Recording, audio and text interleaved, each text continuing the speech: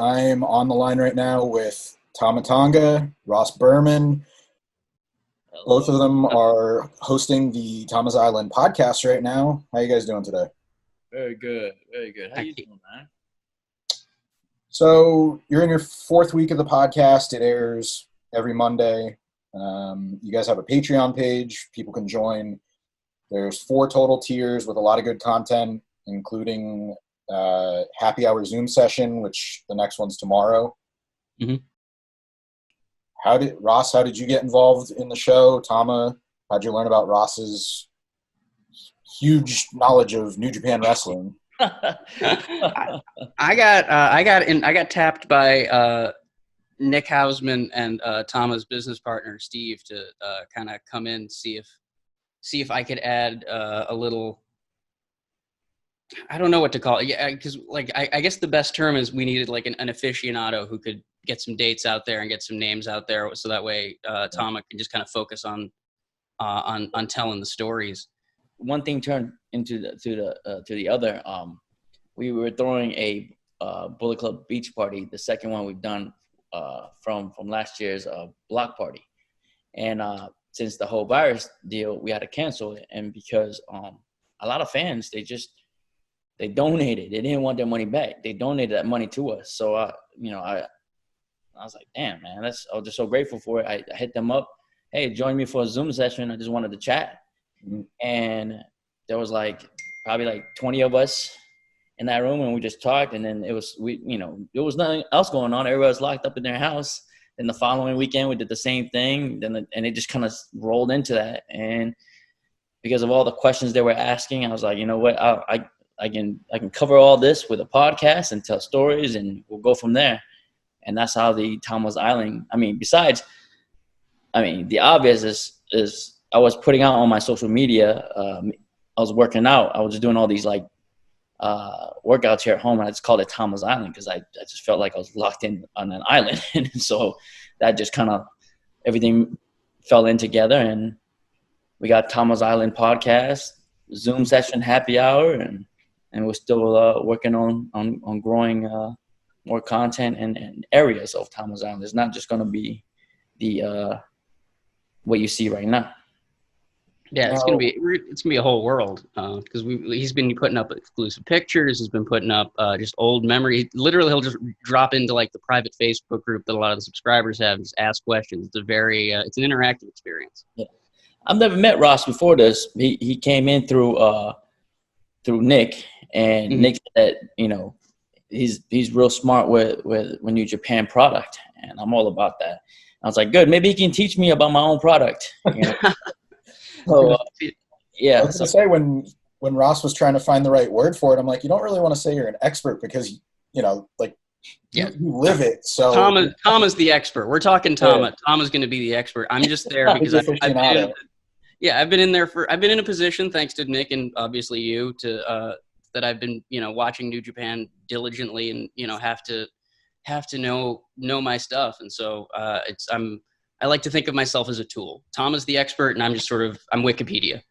I like it because it's from the outside perspective, and I get to see it from an outside perspective, and it's really enlightening. So he's been great. The whole deal, we've just been getting to know each other through our interviews, and and that's what I love about it.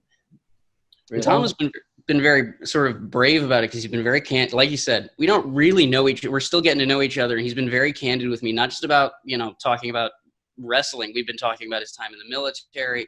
We've talked about his life in the independent wrestling before he was in New Japan, and so it's been a very kind of deep, personal dive into Tama's life. It's been utterly fascinating.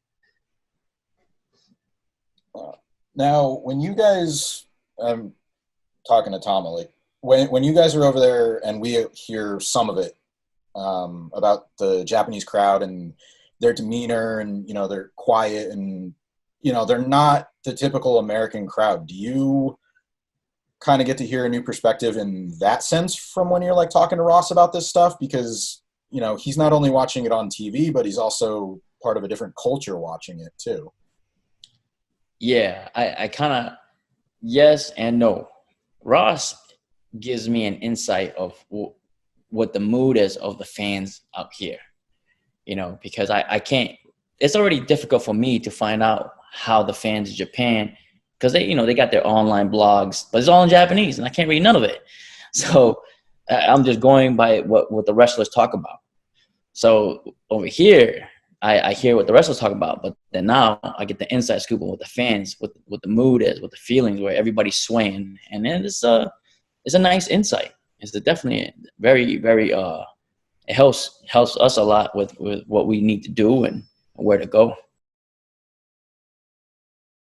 We were talking about this before we started rolling, but Tanahashi kind of made some news because he said that performing during a pandemic would be a black eye for Japanese wrestling, and no matter how you feel about other promotions running shows, I think, and I said this earlier today to somebody else, NWA, Ring of Honor, New Japan, like, you have to applaud them for not running shows without it, counting against the guys that are. But I think, and it speaks to the podcast, you're finding new ways to create content and entertain fans with your show and, the various companies. Yeah. But do you find it's easier to react and change, like maybe you're changing an element of of Tama's Island in real time compared to waiting to have to, translate the Japanese audience reaction? Yeah, definitely. And just to jump on with you, I applaud New Japan and Ring of Honor, NWA for holding back, because money is important, but the health of your coworkers and fans are very important. And if there's none of that, there's no money. And so it gives us this situation right now. And I'll bring up my time in the military. The one thing they taught us was, you can have a set plan, but when you go to war, you land on their land, you're going to have to adapt to the situation, and then you overcome. And I look at it like that right now. We're staying at home. How can I help keep our product, eyes and ears, still on our company that's on another continent? So what job am I doing from home? And that's what I'm doing right now, just adapting to the situation, creating something to still keep the fans a tunnel, a bridge to New Japan. And that right now is really creating content that we can from home, which is right now talk about me, all about me. All the time. All about Tama. All about Tama. Then we get an extra me. On some level, you have to enjoy that, though. I mean, it's a glass half full situation. Like, you can't wrestle, but you have this opportunity. You got to know Ross through it. Yeah, you still can be there for the fans. So, I mean, you can't be too upset about it. I'm not at all upset. I'm gonna jump in and say you can see it in like the happy hour Zooms. Tama's having a blast. Like, he's having a really good time, like actually talking to people and getting. There's been a lot of brainstorming that's been going on. There's a lot of I feel like we've been giving Tama ideas and Tama's been giving us ideas. It's a very back and forth kind of thing. 100%. I'm stealing a lot of people's ideas. And I'm giving nobody credit. Nobody. I'm gonna tell everybody I made this shit up in my head. On Tama's in my head. That's the war room. We're the war room. We'll. If you're talking to New Japan management a lot, like, is there any real update on plans for running shows again? I've read stuff, and I don't know if it's an official report, but people said, oh, here's like some social distancing guidelines, and then Harold Mage put out that video talking about just kind of, it was more reassuring people that we're going to be back, New Japan's not going to die. So what is the plan for 2020 moving forward? I think I just read something that we're going to do as like 25% now that the lift has been the state of emergency has been lifted. Has been lifted, and I think we're starting at 25%, or I could be wrong, 25%, then 50, and and every month is going to grow, I guess. Mm-hmm. So, and it all depends, because New Japan opened up first and then they shut back down. So you just don't know, we could go down for a third time, So, of course, we just adapt to our situation. And that's all we can do at this moment is day by day, week by week, adaptation to everything that's going on.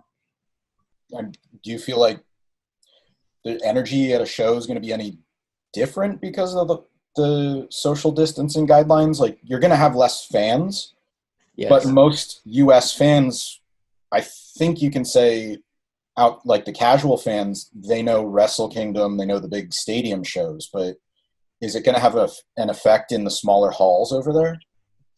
I can't answer that because I don't know. I don't know. I can take a guess. And I'm just so eager to get back in the fucking ring that all this brainstorming on Fridays has really got me. I'll be stealing people's ideas, and I'm ready to my wife ain't listening, but I'm ready to get out of here. All right. All right. I'm ready to get out of here. I'm ready to get into work and bust some heads and that's really it. And I hope that our energy really can really show and really pull in the people again, because we're at ground level again. And I've been there at ground level with New Japan, 2009, 2010, we've been in ground level. We can do this again, that's no problem.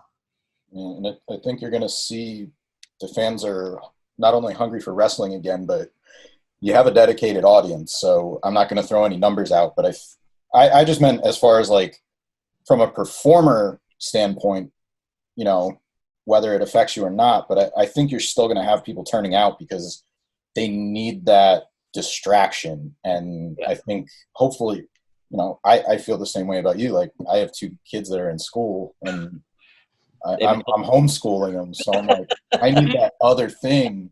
So I get where you're coming from.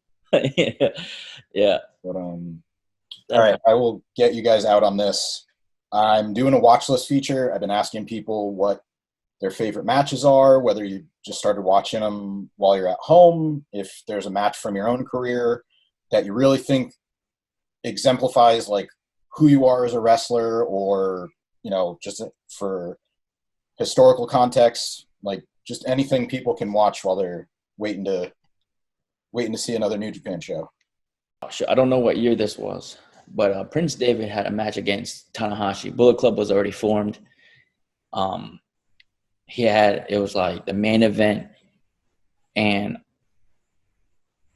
I think it was down in the city of Fukuoka. That's all the details that I know. It might have been a year after we had formed, so it might have been 2014 in Fukuoka. Prince David was going against Tanahashi, and then me, Carl Anderson, Ray Bucanero were seconding him, and then the other, or just there on the side, and Captain New Japan and Tiger Mask were on Tanahashi's side. And just because I was right there to watch it, it's probably one of my favorite matches. Yeah. I don't even know what I can't tell the detail. Yeah. Between me and Ross, we'll find it. Ross, you got a match quick? I mean, off the top of my head, I got to go Tama's G1 run in 2018, where he's trying to burn down those buildings some of the times with some of the stuff we were doing. That legitimately is one of my favorite runs in a G1. It's my ass because I'm on this shit, man. I'm not. No, you tweeted it out earlier. I was like, yeah, that's the one. That's the one. June 1st, you have a big interview you've been teasing on social media for your Patreon supporters. What can you tell us about that? You want to give anything away right now? Oh, man. All I see is it's a big interview. Yeah, he's one of the greatest brothers, man. Very talented individual, hardworking man. Great freaking dude, man. He's a character. There's not anybody like I've ever met. I feel like if he keeps saying any more, he's going to give it away. It's June 1st. Patreon.com/Tama's Island. You'll be able to hear this big interview. It'll be dropping. Subscribe there. It's huge. I have my guesses, but I'll keep that to myself. Everybody will have to listen in on Monday. All right, guys. Tama's Island podcast airs Monday, and the Patreon page is patreon.com/Tama's Island. Happy hour every Friday. Tama Tonga, Ross Berman. Thank you guys very much for your time. Thank you, Will. Thank you. Thank you, Bill.